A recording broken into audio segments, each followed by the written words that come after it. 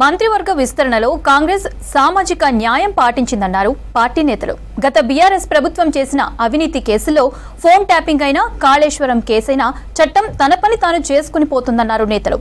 గత సర్కార్ అవినీతితో పాటు దళితులను తొక్కే కుట్ర చేసిందని ఆరోపించారు హస్తం నేతలు.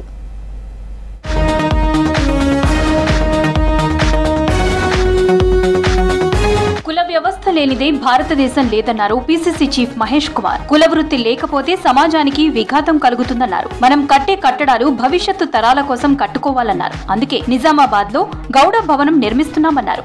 వచ్చే ఏడాదిలోగా కన్వెన్షన్ హాల్ నిర్మాణం పూర్తి చేస్తామన్నారు. గౌడ కులంతో పాటు అన్ని కులాలు ఎదగాలని బీసీలకు 42% రిజర్వేషన్ ఇచ్చామన్నారు మహేష్ కుమార్. ఖమ్మం గౌడ కమ్యూనిటీ హాల్ శంకుస్థాపన కార్యక్రమంలో పాల్గొన్నారు పీసీసీ చీఫ్. గౌడ కులంలో పుట్టినందుకు గౌడుగా గర్విస్తున్నాను, గర్వపడతా ఉన్నాను. మిత్రులారా, మనం ఏ కులంలో పుడితే ఆ కులాన్ని ప్రేమించుకోవాలి, గౌరవించుకోవాలి. కానీ వేరే కులాన్ని మాత్రం కించపరచకూడదు. హైదరాబాద్ లో కొన్ని ఫంక్షన్ చూస్తా ఉంటే వాటికి అయ్యే ఖర్చు చూస్తే ఒక సామాన్యుడి జీవిత కాలంతో సరిపోతుంది. ఒక్కొక్క పెళ్లికి హైదరాబాద్ ఉన్న కన్వెన్షన్ సెంటర్ అయ్యే ఖర్చు కోట్లలో ఉంటది.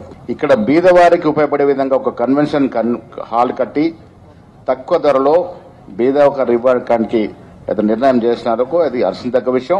ఫోన్ ట్యాపింగ్, కాళేశ్వరం ప్రాజెక్టు కుంభకోణంలో చట్టం తన పని తాను చేసుకుపోతోందన్నారు వర్ధన్నపేట ఎమ్మెల్యే కేఆర్ నాగరాజు.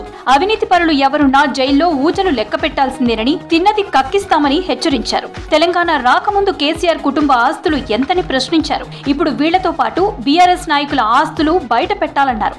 మంత్రివర్గ విస్తరణలో కాంగ్రెస్ సామాజిక న్యాయం పాటించిందని తెలిపారు ఎమ్మెల్యే నాగరాజు. చట్టం తన పని తను చేసుకుంటా పోతుంది. కాళేశ్వరం మీద ఏదైతే దండుకున్నారో బీఆర్ఎస్ నాయకులు తప్పనిసరిగా కక్కవలసిందే, కక్కి జైలుకు కటకటాలు లెక్క పెట్టవలసిందే. ఎవరిని కూడా స్పేర్ చేసేది లేదు.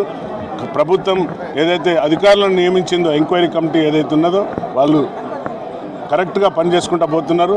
మంత్రివర్గం అంటేనే మీరు చూసిండ్రు, అదే కాంగ్రెస్ పాలన ఉన్న సామాజిక న్యాయం. కరెక్ట్గా ఈరోజు దళితులను గుర్తించి మాకున్న భేదాలను లేకుండా ఇద్దరికి కూడా ఈరోజు కార్యవర్గంలో చోటు ఇచ్చినందుకు కాంగ్రెస్, ఏఐసిసి, పిసిసి అందరికి కూడా నేను ధన్యవాదాలు చెప్తున్నాను. ఆధునిక అంబేద్కర్ వల్లే సీఎం రేవంత్ రెడ్డి దళితుల పక్షాన నిలిచారన్నారు ఎస్సీ కార్పొరేషన్ చైర్మన్ ప్రీతం. ప్రజా ప్రభుత్వం ఏర్పాటుతో దళిత గిరిజనులకు స్వేచ్ఛగా గాలి పీల్చే అవకాశం లభించిందన్నారు.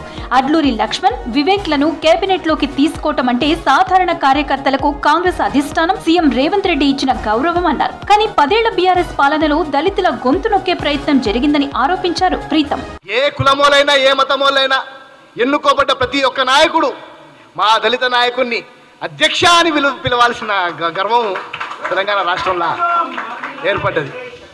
దాంతోపాటు ఫైనాన్స్ మినిస్టర్ని దళితునిగా చేసిన ఘనత కూడా మరి రేవంత్ రెడ్డి గారికి. డిప్యూటీ చీఫ్ మినిస్టర్గా బట్టి విక్రమార్క గారిని నియమించి విప్పుగా కూడా మరి అడ్లూరు లక్ష్మణ్ గారిని, వెంకటస్వామి గారి కుమారుడు మా వివేకన్న ఎన్నో పోరాటాలు వారు కూడా వారి క్రమంలో చేసినారు.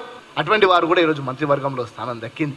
ఈరోజు చూసుకుంటా పోతే దళితులకు అత్యంత ఉన్నత స్థానం ఇచ్చింది కాంగ్రెస్ పార్టీ, ప్రజాప్రభుత్వం. రాష్ట్ర కేబినెట్ లో చెన్నూరు ఎమ్మెల్యే వివేక్ కి స్థానం లభించడంతో జిల్లాలో సంబరాలు జరుపుకున్నారు పార్టీ కార్యకర్తలు. అంబేద్కర్ విగ్రహాలకు పూలమాలలు వేసి నివాళులర్పించారు. క్రాకర్స్ కాల్చి స్వీట్లు పంపిణీ చేశారు. ముఖ్యమంత్రి రేవంత్ రెడ్డి, మంత్రి గడ్డం వివేక్ వెంకటస్వామి చిత్రపటాలకు పాలాభిషేకాలు చేశారు నేతలు. కాంగ్రెస్ అంటేనే ప్రజల పార్టీ అన్నారు. బీసీ కులగణనతో అన్ని కులాలకు సమానంగా పదవులు కేటాయించడం కాంగ్రెస్ కే దక్కిందన్నారు.